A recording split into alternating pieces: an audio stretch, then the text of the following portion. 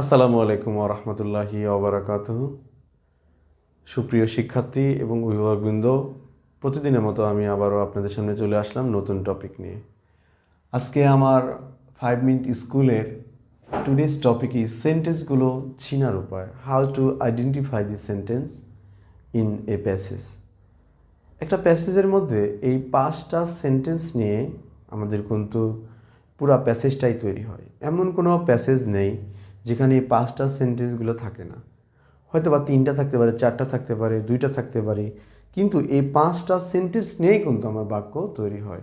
আমরা সবাই পড়তে পারি, অনেকে প্যাসেজ পড়তে পারে, রিড আউট করতে পারে, কিন্তু কোনটা কোন সেন্টেন্স যখন জিজ্ঞেস করে how to identify this sentence, সেগুলো তারা বুঝতে পারে না। আমার মোট 5 প্রকার সেন্টেন্সের মধ্যে আজকে আমি 3 প্রকার সেন্টেন্সগুলো কীভাবে আইডেন্টিফাই করতে হয় সেই শর্টকাট টেকনিকগুলো নিয়ে আজকের এই ভিডিওতে আমি আলোচনা করার চেষ্টা করব। তো আশা করি আমাদের সাথে থাকবেন সে পর্যন্ত। প্রথমে আসি হচ্ছে ইন্টারোগেটিভ সেন্টেন্স। ইন্টারোগেটিভ সেন্টেন্সের বাংলা হচ্ছে প্রশ্নবোধকমূলক বাক্য।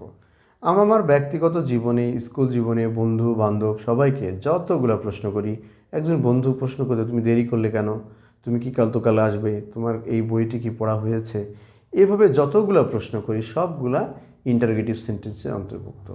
এখন প্যাসেজের মধ্যে ইন্টারোগেটিভ সেন্টেন্স কীভাবে চিনতে পারি? খুবই সহজ একটা টেকনিক। ইন্টারোগেটিভের একটা চিহ্ন আছে, note of sign of interrogative. যখন আমরা কোনো বাক্যের শেষে এ ধরনের চিহ্ন খুঁজে পাবো, 100% কনফিডেন্সলি আমরা বলবো this is interrogative sentence. Without any confession we can say that it is interrogative sentence. Okay, next one is optative sentence. কিভাবে আমরা অপটেটিভ সেন্টেন্স চিনতে পারি? আমি আমার এই ক্ষুদ্র জীবনে দেখেছি প্রায় 90% ওয়ার্ডেই অপটেটিভ সেন্টেন্সগুলোতে, যেগুলো আগের ভিডিওতে বলেছিলাম যে ইচ্ছা বা প্রার্থনা প্রকাশ করে, ওই টাইপের সেন্টেন্সগুলোতে সাধারণত মেয়ে দ্বারা শুরু হয়। আমি আগেই বলেছি 90% সেন্টেন্স মেয়ে দ্বারা শুরু হয়। সুতরাং আমরা যে বাক্যগুলো প্রথমে মেয়ে শব্দ থাকবে, ভিতরে থাকলে কিন্তু হবে না, তখন সেটা মডেল অক্সিলারি ভার্ব হিসেবে কাজ করবে। যদি আমার মেয়ে শব্দটা বাক্যের শুধু may I come in sir, may I you go, এভাবে যখন মেয়ে দ্বারা বাক্যটা শুরু হয় তখনই হচ্ছে এটা অবশ্যই এটা অপটেটিভ সেন্টেন্স হবে। অথবা অপটেটিভ সেন্টেন্সে উইশ এবং প্রে এই দুটা শব্দ থাকতে পারে। Another example exclamatory sentence. আমি আমার আগের ভিডিওতে বলেছিলাম যে এক্সক্লেমেটরি হচ্ছে হঠাৎ করে মনের একটা আবেগ, বিস্ময়, হাসি খুশি, আনন্দ, দুঃখ, ভয়, যে প্রকাশগুলো হয় এগুলো হচ্ছে সব এক্সক্লেমেটরি সেন্টেন্সের অন্তর্ভুক্ত।